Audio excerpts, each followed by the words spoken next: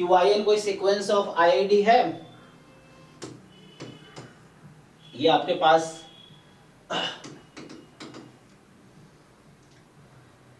और जिसका PDF exponential है ना, एक्सपोनेंशियल विथ मीन 2 है ना, एक्सपोनेंशियल 2 मतलब मीन मतलब एक्सपोनेंशियल 1/2 लिखना पड़ेगा क्योंकि हम लोग जनरली रेट लिखते हैं यहाँ पे, तो ये रेट 1/2 है, मीन 2 है। क्या बोल रहा है, yn जो है मैक्सिमम है, ओके। तो consider random variable w to which yn minus root n converges in distribution to, okay.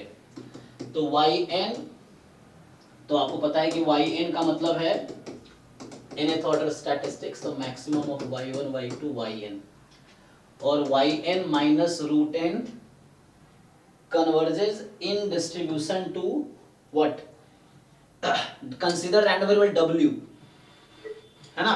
So w एक ऐसा रैंडम वेरिएबल है जहां ये कन्वर्ज कर रहा है। तो क्वेश्चन है कि e ऑफ w बताओ। तो पहले तो मुझे इसका कोई डेफिनेशन बताओ, व्हाट डज इट इंप्लाई, इसका डेफिनेशन क्या है?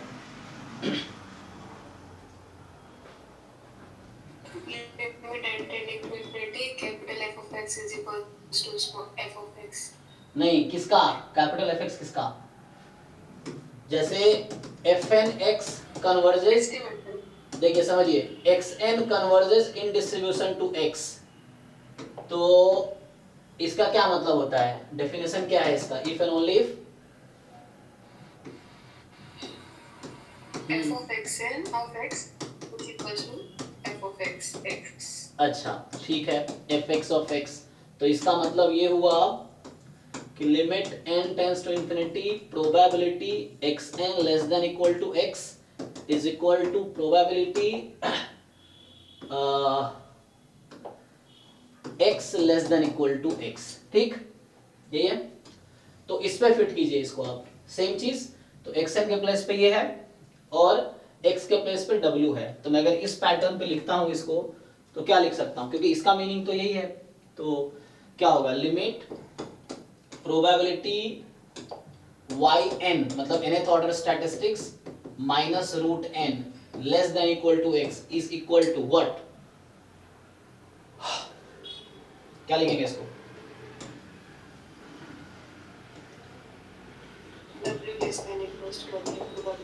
हाँ, तो ये हो गया probability capital W less than equal to same variable जो यहाँ पे है वही, तो मैं x लिख रहा हूँ, तो x आप यहाँ t लिखेंगे, t जो भी लिखेंगे, जैसे यहाँ x है तो यहाँ x है, यहाँ x है तो यहाँ x है, ये चीज है, नंबर सेम है, तो हो गया।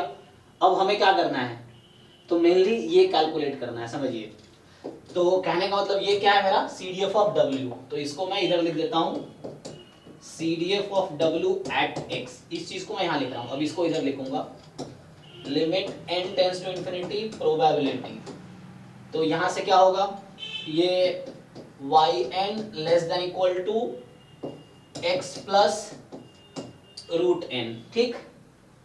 अब ये चलो इसको मैं और क्या लिख सकता हूँ, limit n tends to infinity, इसको लिख सकता हूँ CDF of yn x plus root n। अब आप जानते होंगे nth ऑर्डर स्टैटिस्टिक्स के CDF का फॉर्मूला क्या होता है,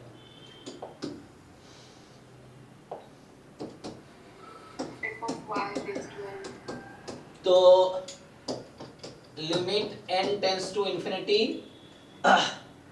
तो इसको आप जानते हैं कि f ऑफ y जो सैंपल या y1 ले सकते हैं, just one random variable, f of y at x plus root n इस पूरे की पावर n, और y क्या है, पॉपुलेशन साइज है जहां से सैंपल आया है, y1 y2 yn, तो y1 y2 yn कहां से आया है, एक्सपोनेंशियल हाफ से, तो एक्सपोनेंशियल हाफ का CDF क्या होता है, f ऑफ, तो ये 1 माइनस e की पावर माइनस y है ना, तो माइनस y बाई 2, यही हो जाएगी y के टर्म में, x के टर्म में लिखेंगे तो x हो जाएगी, CDF of y in terms of x, तो CDF ऑफ y का फॉर्मूला है,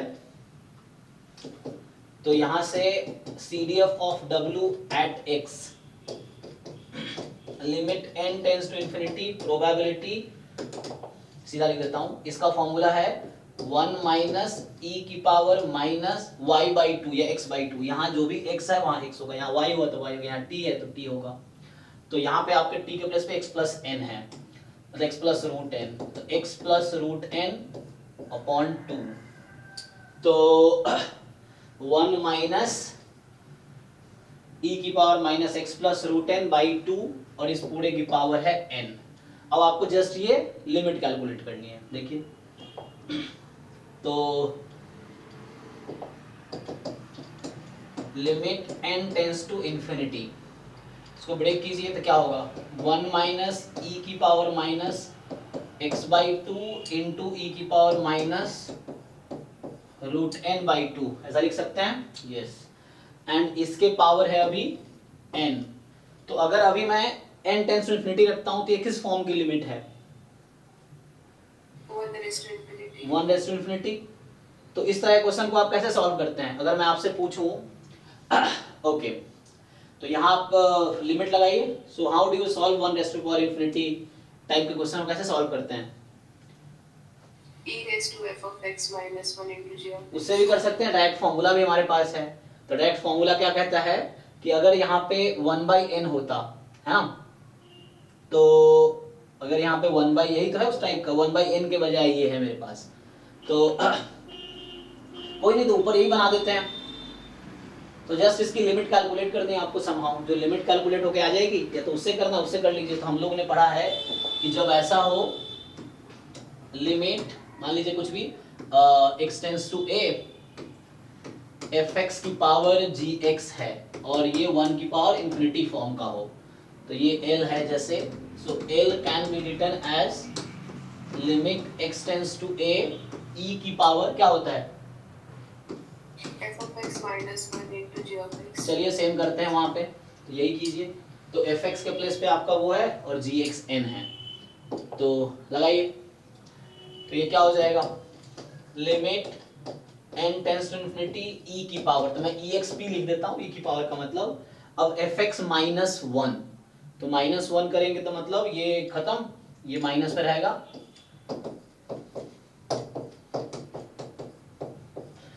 तो fx की पावर gx, तो fx minus 1 into gx into root n, ये है ना। अब कीजिए, लिमिट निकालिए। सो अभी अगर आप देखेंगे तो लिमिट, तो n यहाँ पे n पे लिमिट लगना है, तो बिना n वाले टर्म बाहर कर सकते हो, इसको तुम बाहर कर सकते हो। तो माइनस e की power minus x by two बाहर हो गई, limit n tends to infinity and ठीक है। अब क्या बचेगा, e की power minus root n by two, और या तो आप ऐसा कर लो, एक काम करो, माइनस है ना, डिनोमिनेटर में भेज दो, तो रूट n अपॉन e की power root n upon two. अभी ये लिमिट किस फॉर्म की है, Infinity by infinity. तो कैसे सॉल्व करेंगे इसको अब, L'Hopital हाँ एल ऑर्बिटल लगा लीजिए, तो ऑर्बिटल लगाइए, तो ये एक्सपोनेंशियल ऐसे भी कभी खत्म नहीं होगा, लगाइए। लेकिन कुछ तो आएगा, बताइए क्या आएगा। तो यहां से limit n tends to infinity, root n का डेरिवेटिव 1/2 रूट n और e की पावर रूट n बाई 2 है, तो हमें n के रेस्पेक्ट में डिफरेंशिएट करना है,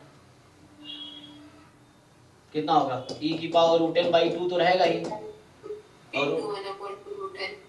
सो एक तो 1/2 क्योंकि पूरे का डेरिवेटिव होगा, तो 1/2 एज इट इज, और रूट n का 2 रूट n, फिर क्या होगा, वो कैंसिल हो जाएगा. तो यहां से क्या बनेगा ये,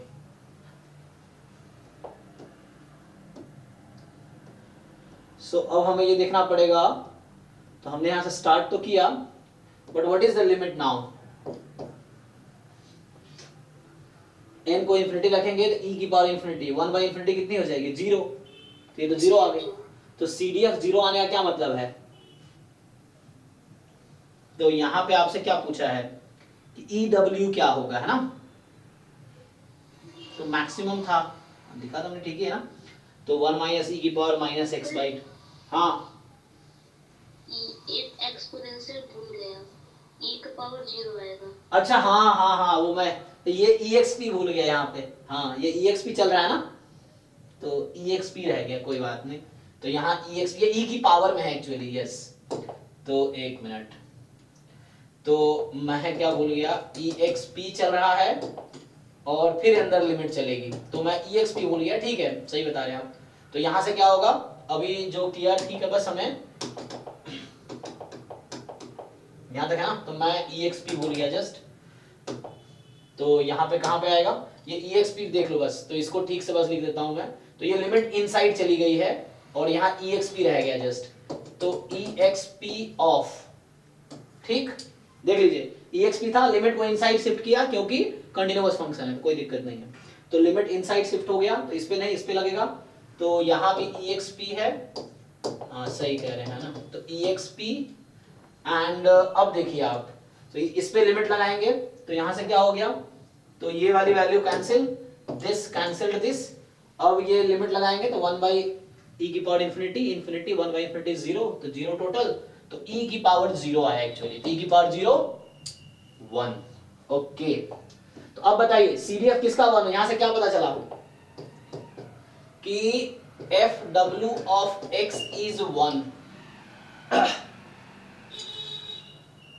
x belongs to what, x का यहां पे रेंज क्या है इस क्वेश्चन में, बोलिए।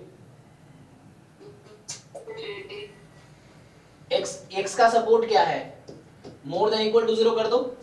तो मुझे बताइए यहाँ w कौन सा डिस्ट्रीब्यूशन फॉलो कर रहा है,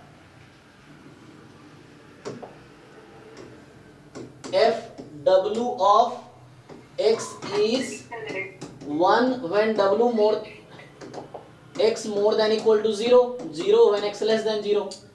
तो यहां से क्या पता चला हमें कि जंप है, किस पे जंप है, 0 पे।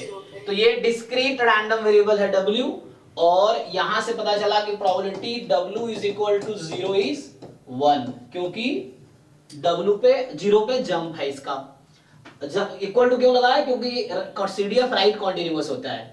तो आप सपोर्ट वैसे देख रहे होंगे x मोर देन 0 एक्सपोनेंशियल का है, लेकिन जब CDF लिखते हैं तो CDF की प्रॉपर्टी है वो राइट कॉन्टिन्यूअस होता है। तो जब भी हम ऐसा लिखेंगे x more than 0 equal to लगाना पड़ेगा, और आपको पता है कॉन्टिन्यूअस में इक्वलिटी से कोई फर्क नहीं पड़ता है, क्योंकि इक्वल टू 0 पे प्रोबेबिलिटी 0 रहती है, तो कोई प्रॉब्लम नहीं है। मतलब ये CDF का स्टैंडर्ड वे ये लिखने का है।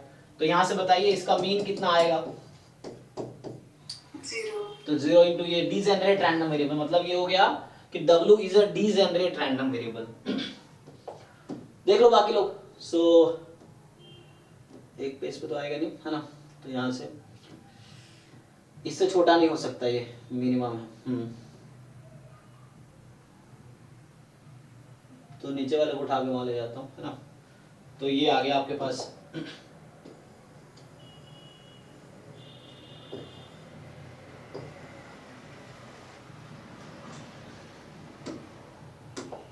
ठीक है। देखिए तो ये फुल सॉल्यूशन है। तो सिंपली हमने कन्वर्जेंस इन डिस्ट्रीब्यूशन का डेफिनेशन यूज करके लिमिट फाइंड किया है। तो लिमिट से ये 1 आ गया CDF, तो CDF 1 किसी पॉइंट पे है, तो ये CDF है ना, तो ये डीजेनरेट रैंडम वेरिएबल हो गया। चलिए नेक्स्ट, अच्छा ये मैंने कर रखा है क्लास में, ओके ओके। यहाँ पे क्लास में क्या, अच्छा क्लास में कर रखा है, अभी भेजा तुमने, ओके चेक करो, रूटीन लिख दिया क्या मैंने, अच्छा n होगा, ओके। तो भी कोई दिक्कत नहीं है, तब क्या आंसर आएगा, तो बताना चाहिए ना पहले। अच्छा ये मैंने अभी किया, अभी वाला फोटो भेजा तुमने, एक तो ना मैं सिली मिस्टेक्स मैं ही बहुत करता हूँ। ये n होगा, क्या होता है e की पावर 1 माइनस fx इंटू जी, कोई बात नहीं, क्या आएगा आंसर, यहां से बताओ कहाँ चेंज आएगा, तो n अपॉन, है ना, देखते हैं क्या चेंज आएगा। तो ये तो बस वो बाहर हो गया, तो यहाँ n हो गया, और यहाँ जब n हो गया तो कोई बात नहीं, अगले स्टेप पे जाकर बैलेंस हो जाएगा, आंसर यही आएगा। क्योंकि अभी जब डिफरेंशिएट करेंगे तो क्या आएगा ये, हाँ तुम ध्यान से देखो, कैलकुलेशन मिस्टेक ना हो जाती है ना, पता नहीं चलता, देखो यही ध्यान रखना पड़ेगा आपको एग्जाम में। सो यहाँ से क्या है, हमने एल ऑर्बिटल लगाए, तो 1 अपॉन ई की power root n upon 2 into, ठीक, ये तो e की की पावर x का डेरिवेटिव e की पावर x, रूट n का 1/2 रूट x और 2 पहले से है तो 1/4 रूट n हो गया। रूट n ऊपर जाएगा तो जो पहले क्वेश्चन बना था वो बन गया, तब भी at the end answer same आएगा, कोई दिक्कत नहीं। देखिए आगे मैं प्रोसीड कर देता हूँ फिर भी। तो यहाँ से आप इक्वेट करेंगे तो मैं बस लिमिट निकाल देता हूँ, बाकी तो है ही ऑलरेडी। तो ये क्या होगा, रूट n ऊपर जाएगा, फिर रूट n का डेरिवेटिव 1/2 रूट n कट के, तो जो हमने पहले किया था वो अभी आ जाएगा वही चीजें। देख अगर लिमिट मैं करूँ तो ये रूट n ऊपर चला जाएगा, ठीक है ना, 4 रूट n अपॉन e की पावर रूट n/2। फिर से आप एल ऑर्बिटल लगाएंगे क्योंकि अभी भी हाँ, तो अभी जो मैंने लिख दिया था ना पहले वो ये टर्म है एक्चुअली, मतलब यही वाला आया था ना वहां पे लिख दिया था मैंने जो, तो बस 4 एक्स्ट्रा है, तो आप फिर से लगाएंगे तो कैंसिल होके फिर भी ये 0 आ जाएगा, क्योंकि 1/√10 फिर कैंसिल होके जो पहले किया था वो अब होगा, बट आएगा सेम ही, ठीक है। तभी ये 0 ही हो जाएगा एट द एंड, ये ऊपर चला जाएगा फिर यहाँ से 0 आ जाएगा, ठीक है। तो वो मिस्टेक हो गया था लेकिन आंसर सेम ही रहा, तो कोई दिक्कत नहीं हुआ। चलिए, तो और किसी को डिस्कस करना है, हो गया डाउट? सर वो यूमी वाला, अरे वो मैं ट्राई नहीं किया तुम, अच्छा वो जो ई की पावर एन वाला था ना, एन का तो निकाल पा रहे होगे आप, एन का निकाल पा रहे? और दूसरा 3 और है उसमें, उसी में फंक्शन एक साइन एन का, एक कोसेन का। एक बार भेजो मुझे, थोड़ा तुमने याद नहीं दिलाया तो मैं सॉल्व किया नहीं, मैं भूल ही गया। तुम अगर रोज मुझे एक बार ना टेक्स्ट करो, जब मैं भूल जाता हूँ तो रोज टेक्स्ट करो, मैं ट्राई कर लूंगा। तो मुझे भेजना एक बार, फिर दोबारा क्वेश्चन भेजो क्या क्या है। तो अब मुझे रात को टेक्स्ट, मैं लैब जनरली रात को 11:30-12 बजे जाता हूँ, तो वहाँ 2 घंटे 3 घंटे बैठता हूँ मैं, तो रात को अगर याद दिलाना 12 बजे के आसपास, है ना, तो मैं ट्राई करूंगा। ये है अल्लाह, इस तरह क्वेश्चन। ये देखो एक और भेजा है मैंने आपको, देखना एक बार। हाँ, ये क्या वीके रवैती का एक्सरसाइज का क्वेश्चन है क्या? ये तो पता नहीं, मेरे पास तो किसी का डाउट आया था, तो नहीं, ये बुक का एक्सरसाइज का ही क्वेश्चन है, बुक का एक्सरसाइज है, वीके रवैती का ही। तो जो इसका वर्ड का फॉर्मेट है ना, क्या बोलते हैं उसका, जो टाइप सेटिंग है वो उससे ही लग रहा है, वीके रवैती में एक्सरसाइज के क्वेश्चन है ये। ठीक है, हाँ मतलब हालांकि ये सब बुक एमएससी लेवल की है, बट ट्राई कर सकते हैं, ये है, ट्राई करेंगे तो सॉल्यूशन आएगा ही। मे भी आपके एग्जाम के लेवल का ना हो, बट ट्राई करने में कोई दिक्कत नहीं है। बट इसके लिए मुझे भी ट्राई करना पड़ेगा, क्योंकि अभी मैं सॉल्व करूंगा ना। एन वाला तो बता दीजिए एक बार। हाँ, एन वाला तो इन्होंने सॉल्व किया था। हाँ जी सयानी, आपने सॉल्व किया था ना, भेज दीजिए वो। आपने वो जो ये क्वेश्चन था उसका सॉल्व करके भेजा था ना मुझे आपने? सर आपको भेजी थी तो सर। हाँ, उसको ग्रुप में पोस्ट कर दीजिए, आप भेज दीजिए, फॉरवर्ड कर दीजिए। वो जो क्वेश्चन था x1 x2 xn जो है uniform over 1 to up to capital N, तो n की जगह थीटा रख सकते हो ताकि कंफ्यूजन नहीं होगा, जहाँ थीटा कोई नेचुरल नंबर है, ठीक है ना। तो यहाँ पे जैसे मेन क्वेश्चन है UMVUE ऑफ थीटा, ये तो उसमें भी निकाल रखा है, वेकर रहती हुई मिल जाएगा, तो उसने इन्होंने कंस्ट्रक्ट किया है, देखो वैसे क्योंकि इजी है। तो हाँ, तो वहां से देखिए आपको समझ आ रहा है, कंप्लीट सफिशिएंट निकाल के इसने अनबायस्ड उसका फंक्शन ढूंढ लिया, तो वो UMV हो जाएगा। और ये बुक में भी है, आप ट्राई करेंगे, ऑनलाइन करेंगे तो मिल जाएगा ये सब, क्योंकि कुछ क्वेश्चंस ऐसे जो बहुत लेंदी है। तो हाँ, ये विकिपीडिया पे था पर उसमें वो आंसर सॉल्यूशन नहीं दिया हुआ था। अच्छा, हाँ मतलब वही कुछ, तो ये सब बहुत लेंदी क्वेश्चंस हैं एक्चुअली, क्योंकि डिस्क्रीट में यूनिफॉर्म में सॉल्व करना, ये तो थीटा के लिए आ गया। फिर से हमारा मेन चैलेंज क्या है कि मेन चैलेंज है अनबायस्ड एस्टिमेटर ढूंढना, जो आपने दे रखा है, जैसे थीटा हो गया, अब जैसे साइन थीटा हो गया, तो यहाँ उसके थ्रू आ जाएगा, एक्सपांसन के थ्रू एक्सपांसन करेंगे फिर उससे मिल सकता है। e की पावर n भी है, इसका एक्सपांसन कैरेक्टरिस्टिक्स फंक्शन से नहीं मिलेगा क्या sin थीटा का? ये जो ऑप्शंस मुझे जहां तक समझ आ रहा है ना, एक्सपेंशंस करके मिलेगा। जैसे मान लीजिए अगर आपने थीटा का UMV ढूंढ लिया, थीटा स्क्वायर का ढूंढ लिया, थीटा के किसी भी पावर का हमने ढूंढ लिया, मान लो, है ना, थीटा की power r belongs to natural number, अगर या थीटा की power k belongs to natural number, अगर हमने इन सब का UMV ढूंढ लिया, तो इसका एक्सपेंशन में क्या होता है, थीटा के पावर से तो है ना, थीटा के पावर्स है ना, तो वो UMB लिख दीजिए, फिर उसको कंबाइन कर दीजिए। यहाँ भी वो थीटा स्क्वायर तो उससे ही आ जाएगा, मतलब मैंने जो टेक्निक अप्लाई किया उससे ही तो आ जाएगा थीटा स्क्वायर का वैल्यू। हाँ वही मैं कह रहा हूँ कि जैसे आप इन पावर्स का एक जनरल पावर k का निकाल लीजिए, थीटा की पावर k का। देखो आप भी ट्राई करोगे, आप भी कर लोगे, मैं भी ट्राई करूंगा, लगेगा, लेकिन थोड़ा इसमें टाइम लगेगा कंस्ट्रक्ट करने में अनबायस्ड एस्टिमेटर। ये और ये के फॉर्म में लाने के बाद ये सब आ जाएगा, मतलब साइन थीटा का एक्सपेंशन कर से वहां से यहाँ से भी आ जाएगा, cos थीटा का भी जस्ट एक्सपेंशन करेंगे तो इसमें पावर ऑफ थीटा ही है, तो उससे दोनों तरफ एक्सपेक्टेशन, मतलब UMBU है तो UMBU का सिंपल प्रॉपर्टी है कि जैसे अगर g थीटा का UMBU T1 है, g1 थीटा का मान लीजिए, g2 थीटा का UMBU T2 है, तो g1 प्लस g2 थीटा का UMBU T1 प्लस T2 होगा, कोई दिक्कत नहीं है, सीधा आ जाएगा। तो अगर आप हर टर्म का UMBU ढूंढ पाते हैं तो सिंपली सम कर लीजिए तो चल जाएगा। तो मेनली यहाँ पे अप्रोच एक ये है कि हर पावर k का इन जनरल निकालिए और एक्सपेंशन करके पुट कर दीजिए, क्योंकि ये सब्जेक्टिव क्वेश्चन है तो उसके हिसाब से ही आंसर सब्जेक्टिव आएगा, क्योंकि एकेडमिक ऑब्जेक्टिव तो है नहीं, तो ऑब्जेक्टिव में थोड़ा ध्यान रखा जाता है क्वेश्चन 2-4 मिनट में सॉल्व हो जाए। ये सब्जेक्टिव आपको सिखाना चाह रहा है मेथड, तो उसके लिए थोड़ा टाइम लगेगा सॉल्व करने में आपको, है ना, मे बी टाइम लगेगा 20-25 आधे घंटे, 20-25 मिनट या आधे घंटे के अराउंड लगेगा। ये चीज़ है, पर ट्राई करके देखिए, नहीं तो फिर मुझे टेक्स्ट कीजिए, मैं सॉल्यूशन लिख के भेज दूंगा, ये कोई भेज देंगे ये। ठीक है सर, ठीक। नहीं तो मुझे रात को 12 बजे के अराउंड टेक्स्ट कीजिए, फिर देखते हैं। ओके चलिए, और किसी का कुछ रह गया डाउट? क्योंकि मुझे बहुत कुछ सीखने को मिल रहा है इसी के पढ़ाने के थ्रू, है ना, मैंने बहुत कुछ सीखे हैं, तो ये बहुत सही चीज़ है।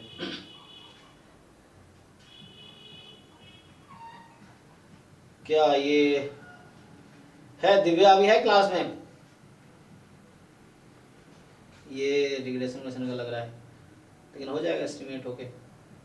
चलिए तो ठीक है, अभी हम लोग मॉक टेस्ट क्या करते हैं, अगर डाउट नहीं है तो मॉक टेस्ट जो हमारा 15 है, कल हमने उसका डिस्कशन किया था, तो अभी मॉक टेस्ट 15 का पार्ट 2 जो क्वेश्चंस रह गए आप लोगों के, तो वो देख लीजिए। 5 मिनट में स्टार्ट करते हैं, ठीक है। तो अभी 7 बजे हैं, तो 7:05 से स्टार्ट करते हैं अराउंड, है ना। तो जब तक आप क्वेश्चंस देख लीजिए मॉक टेस्ट 15 में आपके क्या क्या डाउट्स हैं मॉक टेस्ट 15 के क्वेश्चंस में, ठीक है।